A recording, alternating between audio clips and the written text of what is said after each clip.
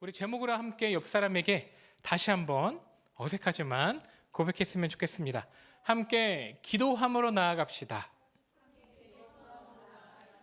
네, 너나 기도해라 이러시는 거 아니죠? 네, 우리 함께 기도했으면 좋겠습니다. 여러분들은 기도하고 계십니까? 당연히 기도하시겠죠? 그런데 여러분 긴장하십시오. 때가 되었습니다. 어떤 때입니까? 네, 다니엘 기도회. 우리가 기도하고 사모하는 만큼 하나님께서 이 비전센터, 이 예배 자리에 은혜를 주실 줄 믿습니다. 네, 아멘입니다. 그래서 우리는요 이렇게 기도해야 됩니다. 한번 이미지를 보여주시겠습니까? 네, 보이십니까? 네, 어떻게 기도해야 됩니까? 네, 이게 동물들도 이렇게 간절하게 기도하는 것 같아요. 저희 집에 있는 강아지가 아니라요, 제가 찾다가 있는 강아지를 가져왔습니다. 이 민물들도 하나님 앞에 기도하는 건 아니겠지만 이렇게 의인화적으로 보일 때 기도하는 것처럼 보이지만 실제 기도하는 것은 아닐 것입니다. 그런데요, 우리에게 때가 되었다는 것입니다. 한 마음으로, 한 공동체로 주님이 주어주시는 그 부르심의 자리에서 기도할 때 바로 다니엘 기도회죠. 이 다니엘 기도를 준비하면서 우리가 기도에 대해 한 번 더 말씀으로 살펴보길 원합니다. 특별하게 오늘의 본문 시편은요 기도하고 있는데요, 이 시편의 말씀을 통해 하나님께서 우리에게 원하시는 기도는 또한 어떠한 믿음을 향하여 나아가는 기도여야 될지 함께 살펴보려고 합니다. 오늘 함께 읽은 이 시편을 보면요 보통 탄식시라고 불리웁니다. 어떤 시라고요? 탄식시. 네, 하나님께 드리는 기도에요 말 그대로 이 시편의 본문에 탄식이 포함되어 있는 것입니다. 여러분들이 오해하실 수 있는데 이 탄식한다는 것이 꼭 하나님께 부정적으로 불만을 표출하거나 어떠한 의심을 가지고 나아가는 것을 말하지 않습니다. 하나님 앞에 때로는 그러한 탄식하는 마음으로, 연약한 마음으로 나아갈 때도 있는 것이죠. 오늘 우리도 예수님을 믿고 따르지만요 인생을 살아가다 보면 참 탄식할 때가 있습니다. 아니 어쩜 이럴 수가, 아니 하나님이 왜 저렇게 냅두셨을까, 아유 주여, 그죠? 참 하나님의 도우심이 필요하다라고 우리의 안쓰러운 마음을 탄식하는 목소리로 내세울 때가 있습니다. 오늘의 본문 시인도요 하나님께 그러한 마음으로 탄식하고 있는 것이죠. 1절을 보면 어떻습니까? 오늘의 본문 시인은 자신이 처한 번민과 고통 때문에 하나님께 기도하고 있어요. 어떠한 어려움에 처해 있는지는 분명히 본문이 이야기하고 있지 않습니다. 그런데 1절을 통해 우리가 알 수 있는 것은 이 당한 고난받는 시인이 굉장히 절절하게, 간절하게 진심을 담아서 하나님을 요청하고 있음을 볼 수 있죠. 1절을 우리가 다시 한번 보도록 하겠습니다. 준비 시작. 내 의의 하나님이여, 내가 부를 때에 응답하소서. 곤란 중에 나를 너그럽게 하셨사오니 내게 은혜를 베푸사 나의 기도를 들으소서. 아멘. 우리가 이렇게 좀 딱딱하게 읽었지만 말 그대로 시는요, 시편이 시는 감정을 담아 낭독하듯이 읽어야 하는 것입니다.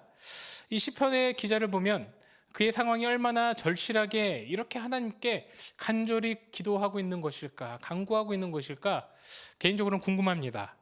아마도 자신이 어떠한 잘못을 하지 않았음에도 불구하고 또 부당하게 죄인이라 칭함을 받았을 수도 있을 것 같고요. 또 자신이 죄가 없음에도 불구하고 다른 사람들에게 비난이라든지 폭력이라든지 어떠한 위해를 당하지 않았으나 한번 생각해 봅니다. 1절을 보면 이 시인은요 처음에 이렇게 이야기합니다. 나의 의의 하나님이요. 어떠한 하나님입니까? 나의 의의 하나님입니다. 의는 성경에서 정의와 공의로 이야기됩니다. 시인은 그러니까 내가 부끄럽지 않은 삶 가운데 공의로우신 분, 정의로우신 하나님께 도움을 청하고 있는 것이죠. 구약적 문맥에서 본다면 하나님의 공의는요 법정적으로 우리를 구원하여 주심 위함입니다. 즉 하나님의 의로움은요 우리를 구원시켜 주시는 분임을 이야기하고 있습니다. 즉 나를 응당히 구원하여 주실 하나님께 간절히 도움을 청하고 있는 것입니다. 시는요 아까 말씀드렸듯이 감정을 넣어서 읽어야 하는 것입니다. 그래서 한 번 더 우리가 1절 읽을 텐데요. 감정을 넣어 보겠습니다. 최대한 간절하게, 절절하게 한번 낭독해 보도록 하겠습니다. 1절입니다. 시작. 내 의의 하나님이여, 내가 다시 하겠습니다. 저만 진심을 하고 있는 것 같아서 다시 한번 감정을 넣어서 준비 시작. 내 의의 하나님이여, 내가 부를 때 응답하소서. 곤란 중에 나를 너그럽게 하셨사오니 내게 은혜를 베푸사 나의 기도를 들으소서. 그렇죠? 얼마나 간절한가요? 시인은 하나님께 이렇게 도움을 구할 때요, 간절하게 구할 때 전제되는 것이 있습니다. 1절 뒤 하반절을 보면 하나님께서 이전에도 나를 곤란한 중에 너그럽게 하셨다라고 이야기합니다. 원문으로 보니까 이렇게 이야기해요. 같이 한번 읽어볼게요. 빠져나오기 좁은 곳에서 나를 넓은 곳으로 인도하셨다. 그러니까 시인은 하나님께 이미 하나님의 인도하여 주심을 경험한 것이죠. 이전에 내가 어렵고 힘든 상황, 그 좁은 문을 지나가는 곳과 같은 상황에서 하나님께 기도했더니 넓은 곳으로 인도하여 주셨음을 다시 한번 고백하면서 하나님께 기도합니다. 이전에 이렇게 나를 인도하여 주셨던 것처럼 현재 어려움은 있지만 나의 상황을 회복시켜 주실 것입니다. 그 하나님, 이 자리에 찾아와 나를 도와달라고 간절하게 기도하고 있습니다. 하나님께 탄식할 만한 일이 어떤 것인지는 모르지만요, 정말 간절하게 고백하고 있어요. 오늘을 살아가는 우리도 마찬가지입니다. 특별하게 금요일부터 시작되는 이 다니엘 기도회를 사모하시고 기도하시면서요, 여러분 각자의 마음 품은 간절한 기도 제목들, 때로는 내가 하나님 앞에 크게 외치지 못할 정도로 너무나 간절하여 슬퍼하는 그것들이 하나님 앞에 응답받는 시간 되시길 예수님의 이름으로 축원드립니다. 어떠한 기도 제목들이 여러분에게 그렇게 간절하십니까? 건강이라든지 아니면 가정이라든지, 또한 고3 수험생을 둔 두 부모님은 자녀에 대한 기도 제목이 간절할 것이다 생각합니다. 직장이라든지 본인이 처하신 상황 가운데서도 어떻게 스스로 탄식밖에 나오지 못하는 상황에 처해 계십니까? 그런데 오늘의 본문을 보니까 이 시인이 한 구절 한 구절을 지나가면서요, 처음에는 탄식하였지만 이제 하나님을 신뢰합니다. 신뢰하고 감사하고 결국 하나님의 일하심을 경험하게 되는 그 스토리를 보게 되게 됩니다. 이랬던 것처럼요, 오늘 하루 또한 함께 예배드리는 성도님들의 마음 가운데도 이 절실한 기도 제목이 하나님의 응답으로 바뀔 줄 믿습니다. 네, 아멘 하신 분만 꼭 그렇게 되길 기도하겠습니다. 농담입니다. 네, 그래서 함께 읽은 오늘의 본문을 가지고요, 우리가 말씀이 주는 우리 영적인 교훈을 함께 보도록 하겠습니다. 말씀이 우리에게 주는 기도해야 하는 이유에 대해 첫 번째로 이야기하고 있는데요, 바로 이것입니다. 함께 큰 소리로 외쳐보도록 하겠습니다. 준비 시작. 하나님께 기도하면 도움을 주신다. 하나님께 기도하면 무엇을 주신다고요? 네, 도움을 주신다고요. 하나님은 우리의 기도를 들으시고요, 실질적으로 도움을 주시는 분이십니다. 어떠한 분들은 기도를 기원이라 생각합니다. 하나님 앞에 내가 잘 될 것을 기원하고 바라고 어떠한 확률적으로 나아가시는 분도 계십니다. 근데 그것이 아니죠. 하나님은 우리의 기도를 모두 다 응답하여 주십니다. 아멘이십니까? 네, 아멘입니다. 우리가 하나님께 올려드리는 기도, 신음들, 마음들을 다 귀 기울여 주시고 흠양하여 주십니다. 한 사람의 기도도 빠짐없이 말이죠, 하나님이 귀하게 받으시는 것입니다. 때로는 성도님들이 이야기하실 때 이렇게 얘기하실 때가 있습니다. 저곳에 가서 기도하면 잘 된다. 특별하게 비전센터 오른쪽 여기 앞자리가 아니라요, 어디에서든지 하나님을 향해 기도하고 나아갈 땐 하나님이 응답하여 주십니다. 아멘입니다. 또 이렇게 얘기하실 때도 있어요. 저 사람은 기도빨이 좋아. 그죠? 저도 어려서부터 이런 말을 굉장히 들어봤는데요. 예, 기도빨이 아니라요, 하나님께서는 우리의 모든 기도를 귀하게 흠량하여 주십니다. 아멘입니다. 그래서 요한계시록 5장 8절을 보면 하나님의 기도를 받으시는 것에 대해서 요한이 이러한 환상을 경험하게 되는데요, 함께 읽어보도록 하겠습니다. 요한계시록 5장 8절입니다. 시작. 그 두루마리를 취하심에 네 생물과 24장로들이 그 어린 양 앞에 엎드려 각각 검은고와 향이 가득한 금 대접을 가졌으니 이 향은 성도의 기도들이라. 아멘. 제가 설명드리자면 요한은 환상을 통해 하늘의 예배를 경험하게 됩니다. 그 하늘의 예배 가운데 네 생물과 24장로들이 또한 천사들이 하나님께 경배를 올려드리면서요, 땅으로부터 천사의 손에 있는 금 대접을 통해 하나님께 성도의 기도가 가득 채워서 올라가고 있습니다. 우리가 주님 앞에 올려드리는 기도의 제목들이요, 하나님께서 이렇게 모두 빠짐없이 받으신다는 것을 묘사하고 있는 것이죠. 아마 천사가 하나님께 올려드렸던 이 기도의 제목들, 향로가 이런 그림이 아닐까 생각해 봤습니다. 어떻습니까? 천사가 실제로 이러한 모습일지는 모르겠지만 말이죠. 이러한 것처럼 구약에서도요, 구약의 제사를 드릴 때 하나님께 제사의 향기를 특별하게 올려드리고 기다리는 시간이 있었습니다. 또한 이 아까 요한계시록 5장 8절에 보면은 이것을 하나님 앞에 기도의 제물로 올려드리고 나서, 또한 요한계시록 8장에 보면은 하나님께서 이 기도의 제목들을 받으시고 반시를, 그러니까 30분을 침묵하십니다. 기도를 흠량하시는 시간이다라고 신학자들은 이야기하죠. 특정한 시간을 통해 우리의 기도를 받으심을 요한은 환상을 통해 경험했던 것입니다. 하나님은 사실 시간과 장소에 속하여 제한되시는 분이 아니십니다. 예를 들어 이 반시가 넘어가면 기도를 거부하시는 분이 아니시죠. 요한의 환상을 통해서요, 우리에게 이야기하는 것은 하나님께서 그렇게 한 사람 한 사람의 기도 제목을 귀하게 여겨주심을 말하고 있는 것입니다. 남녀노소를 불문하고 말이죠. 어린아이의 기도든, 믿음이 연약한 자의 기도든, 아니면 성숙한 자의 기도든 모든 사람의 기도를 응답하고 귀 기울여 들어가 주시는 것입니다. 그래서 야고보서 1장 6절부터 7절은 이렇게 이야기하는 것이죠. 함께 읽어보도록 하겠습니다. 시작. 오직 믿음으로 구하고 조금도 의심하지 말라. 의심하는 자는 마치 바람에 밀려 요동하는 바다 물결 같으니 이런 사람은 무엇이든지 주께 얻기를 생각하지 말라. 아멘.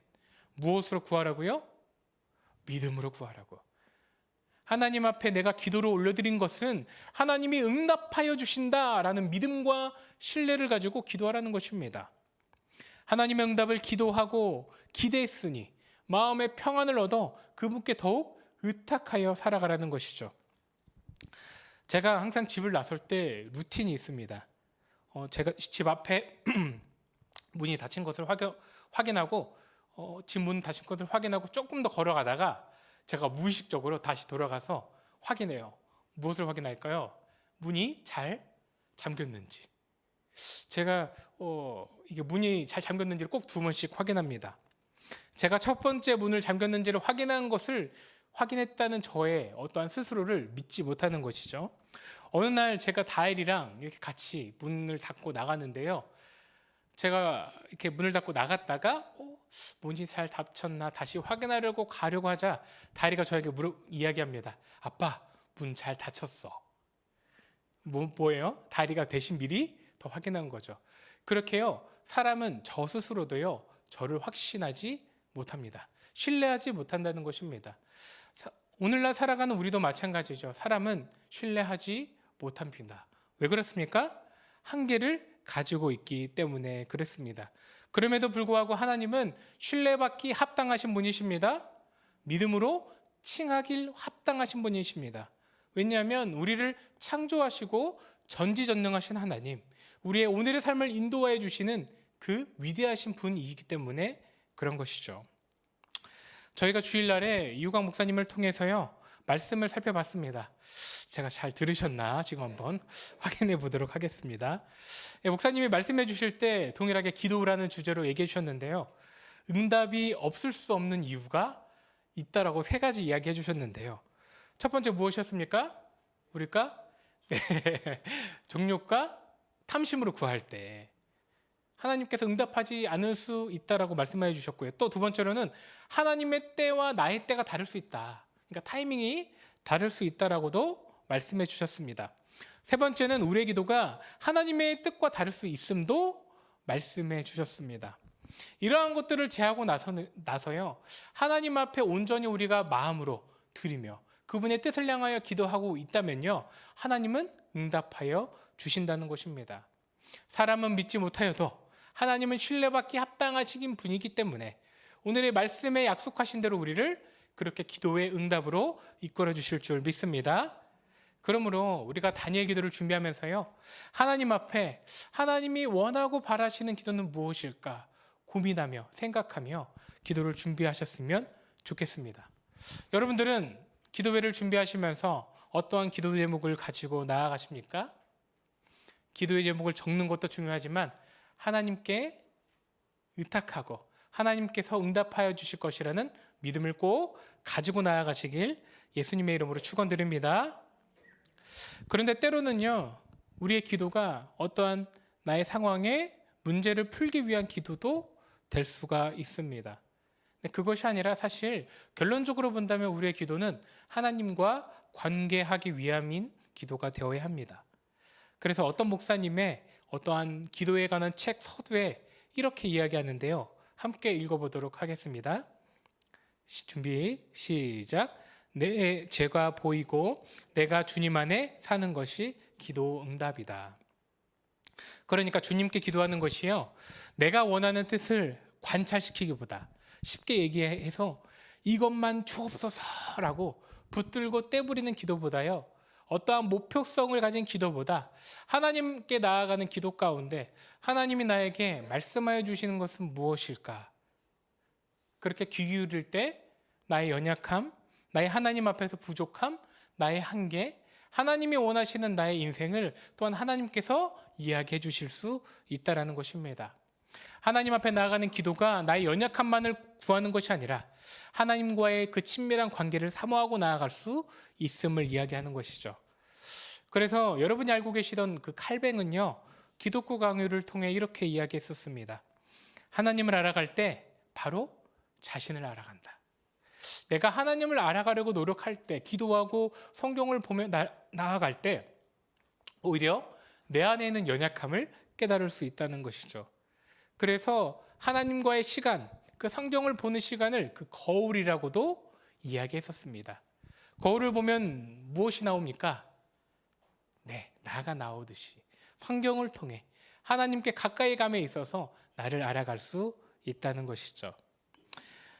정리하자면 하나님 앞에 하나님은 우리의 기도를 다 들어주십니다. 그런데 그 기도를 들어주시는 것만이 끝나는 것이 아니라 우리의 연약함, 하나님을 향한 계획도 깨닫게 하여 주신다는 것을 꼭 기억했으면 좋겠습니다. 또 오늘의 본문 시편이 우리에게 주는 영적인 교훈 두 번째를 함께 보도록 하겠습니다. 두 번째 교훈은 바로 이것입니다. 함께 읽어보도록 하겠습니다. 시작. 기도했다면 하나님을 신뢰하라. 기도했다면 뭐라고요? 하나님을 신뢰하라고요. 믿음을 가지고 담대히 살아가라는 것입니다. 걱정과 불신, 두려움을 믿음으로 던져버리고 나아지지 않는 현실이 있다면, 믿음으로 던져버리는 것이 힘들다면 더욱더 의식적으로 하나님 앞에 신뢰하며 나아감을 말하고 있습니다. 오늘의 본문 시인은요, 1절에서 하나님께 간절히 절실하게 기도했었습니다. 그런데 2절부터는 갑자기 얼굴이 바뀝니다. 이제는 자신을 괴롭히는 사람들에게 대해 태도를 바꾸어 이야기하고 있는데요, 선포하고 있는데 2절부터 4절까지 함께 보도록 하겠습니다. 준비 시작. 인생들아, 어느 때까지 나의 영광을 바꾸어 욕되게 하며 헛된 일을 좋아하고 거짓을 구하려는가? 셀라. 여호와께서 자기를 위하여 경건한 자를 택하신 줄 너희가 알지어다. 내가 그를 부를 때에 여호와께서 들으시리로다. 너희는 떨며 범죄하지 말지어다. 자리에 누워 심중에 말하고 잠잠할지어다. 셀라. 시인은요, 1절에 하나님께는 낮은 자세로 간절하게 기도했지만요, 2절부터 대적들을 향하여 어떻게 기도합니까? 당당하게, 담대하게 선포하고 있습니다. 하나님 앞에서의 그 1절과의 태도는 다릅니다. 왜 그랬을까요? 하나님께 기도함으로, 신뢰함으로 세상 앞에 담대히 나아갈 수 있었던 것이죠. 본문을 보면 자신을 괴롭히는 대상을 이 인생들이라고 말하는데요. 원문으로 보자면 남자의 아들들입니다. 이 남자의 아들들이라는 표현은 히브리적 어떤 문예법으로 볼 때 어떤 능력을 가진 사람을 지칭합니다. 그러니까 자신을 능력으로 억압하고 있는 사람들에게 담대하게 선포하고 있는 것이죠. 자신의 힘으로 안 되는 사람에게, 지금 나를 억압하고 있는 사람에게 담대하게 선포하며 이야기하는 것입니다. 인생들아, 어느 때까지 영광을 바꾸어 거짓으로 바꿀 것이냐? 너희들은 떨며 범죄하지 말지어다. 자리에 누워 심중에 말하고 잠잠할지어다. 라고 이야기 선포하는 것입니다. 이 마지막 4절을 보면 고상하게 듣기 편하게 번역했지만요, 4절을 원문으로 보면 이렇습니다. 누워서 심중에 말하고 잠잠할지어다는요, 오늘날 표현으로 말하면 저주하는 것이죠. 너 꼬꾸라져서 닥치고 있어. 이렇게 하나님께서 그렇게 이끌어 주심을 선포하고 있는 것입니다. 왜 그렇습니까? 무엇을 신뢰하기 때문에 그렇습니까? 3절을 보면 이야기합니다. 내가 그를 부를 때 여호와께서 들으시리로다. 나는 비록 힘이 없지만 나의 하나님께서 나의 기도를 듣고 너를 해주실 거야 라고 믿음으로 선포하는 것입니다. 하나님께서 자신이 드린 기도를 응답하신 것을 믿기 때문에, 신뢰했기 때문에 1절과는 다른 분위기로 그 대적들한테 선포할 수 있는 것입니다. 행여나 지금 상황이 당장 바뀌지 않아 보일지라도 무엇을 믿기에? 하나님을 믿기에 선포할 수 있는 것이죠. 오늘을 살아가는 우리도 마찬가지입니다. 나를 둘러싸고 힘들게 하는 기도의 제목들이 있습니까? 믿음으로 선포하시길 바랍니다. 하나님께서 허물어 주실 것이다. 하나님께서 풀어가게 하실 것이다. 회복해 하실 것이다. 라고 선포하시며 또한 기도하시는 영혼을 은혜 모든 성도님들 되시길 축원드립니다. 또 히브리서 11장을 보면요, 세상이 감당하지 못할 사람들에 대해서 이야기하고 있습니다. 어떠한 능력을 가졌기 때문에 세상이 감당하지 못한다라고 이야기했을까요? 함께 우리 말씀을 볼까요? 20절부터 38절인데요. 길지만 읽어보지 않고 한번 말씀을 보도록 하겠습니다. 히브리서 11장이 이야기하는 그 능력 있는 사람은 바로 믿음으로 살아가는 사람입니다. 앞에 보이듯이 믿음으로 이삭은, 믿음으로 야곱은, 믿음으로 요셉은, 믿음으로 모세는, 또 믿음으로 애굽을 떠나 이스라엘 백성은 믿음으로 하면서 38절의 마지막으로 이렇게 이야기합니다. 이런 사람은 세상이 감당하지 못하느니라. 어떤 사람이 세상이 감당하지 못합니까? 믿음으로 오늘을 살아가는 사람, 능력과 힘이 있는 사람이 아닙니다. 본문이 말하는 모세의 인생과 출애굽의 순간순간을 생각해 본다면 사실 순탄하지만은 않았습니다. 그럼에도 불구하고 성경은 인정합니다. 그들이 믿음을 가지고 있었기 때문에 그들은 세상이 감당하지 못했다. 능력도 없었지만, 재력도 없었지만. 그러므로 우리는요, 어떠한 것을 가졌는가 보다 누구를 믿고 바라보는지가 더 중요한 것입니다. 여러분들은 무엇을 믿고 계십니까? 나의 나된 것보다 하나님께 기도하시면서요, 하나님 안에 있는 것을 구하며 나아가시길 축원드립니다. 영혼을 은혜 모든 성도님들께서 나의 나된 것, 짐진 것들을 모두 다 내려놓고 기도하며 나아가실 때 그 하나님의 능력이 나의 삶의 자리 가운데 함께 하셔 영광으로 임하여 주실 줄 믿습니다. 그래서 마지막에 본문의 시인은 6절에 이렇게 이야기합니다. 원수들에게 이렇게 선포하고 마지막 하나님께 신원하며 기도하며 나아가죠. 같이 한번 읽어보도록 하겠습니다. 시작. 여호와여, 주의 얼굴을 들어 우리에게 비추소서. 주님, 주님의 얼굴을 나에게 비춰 주시옵소서. 주님의 임재를 사모하는 것입니다. 그분의 얼굴을 들어 나를 봐달라고 더욱 간절히 기도합니다. 원수를 없애달라는 것도 아니고요, 무엇을 들어달라는 것도 아니고요, 그의 기도는 이제 주님의 얼굴을 보기 원합니다. 주님과 얼굴을 맞대면하며 더욱더 친밀해지기 원합니다. 그분과의 관계를 위해 기도하는 것입니다. 얼굴을 본다는 것은 무엇일까요? 얼굴을 본다는 것은 그분과 더욱더 가까워진다는 것을 의미합니다. 얼굴을 보기 위해서는요, 가까이 가야 하는 것이죠. 그래서 상대방의 얼굴의 표정과 눈빛과 음성을 들을 수 있는 것입니다. 시편에, 오늘 본문 시편에 그 시인은 그렇게 마지막에 고백합니다. 하나님과 가까워지길 원합니다. 그러자 결과가 어떻게 되었습니까? 본문이 우리에게 주는 세 번째 교훈입니다. 함께 읽어보도록 하겠습니다. 시작. 기도하는 자에게 단잠을 주신다. 어떤 잠을 주신다고요? 단잠. 오늘로 표현한다면 꿀잠을 주신다는 것입니다. 누가 깨워도, 누가 업어가도 깨지 못할 정도로요. 기도를 응답해 주시면서요, 마음을 평안하게 해주신다는 것이죠. 본문을 보면 하나님이 본문의 시인에게 기쁨을 주십니다. 물질과 부가 축적되는 기쁨보다 더 큰 마음의 기쁨을 주신 것. 시인이 하나님의 얼굴을 구하고 그분의 임재를 구했을 때 하나님이 시인의 마음 가운데 기쁨을 주시는 것입니다. 우리 7절과 8절을 읽어보도록 하겠습니다. 시작. 주께서 내 마음에 두신 기쁨은 그들의 곡식과 새 포도주가 풍성할 때보다 더하니이다. 내가 평안히 눕고 자기도 하리니 나를 안전히 살게 하시는 이는 오직 여호와이시니이다. 아멘. 결국 시인은요, 예비된 은혜 가운데 평안히 눕고 자기도 하며 안전하게 살도록 하나님이 인도하실 것임을 믿음으로 선포합니다. 여러분들도 마찬가지입니다. 우리가 주님 앞에 올려드린 기도의 제목이 있다면요, 모두 받으시기를 하나님이 응답하여 주신다는 것을 믿고 신뢰하시길 바랍니다. 또한 귀하게 하나님께서 하나도 빠짐없이, 때로는 우리가 욕심으로 구하여도 우리의 믿음의 분량대로 이끌어 주실 줄 믿습니다. 사실 오늘의 본문의 이 시인은요, 다윗을 의미합니다. 우리는 다윗의 인생을 알고 있지 않습니까? 다윗이 얼마나 위험과 힘듦과 고통 가운데 있었는지, 그럼에도 불구하고 하나님께서 인도하여 주셨던 것이죠. 다니엘 기도회를 준비하면서요, 우리의 마음도 하나님 앞에 기도를 더욱더 정결하게 나아갔으면 좋겠습니다. 하나님께서 나에게 원하시는 기도가 무엇일까?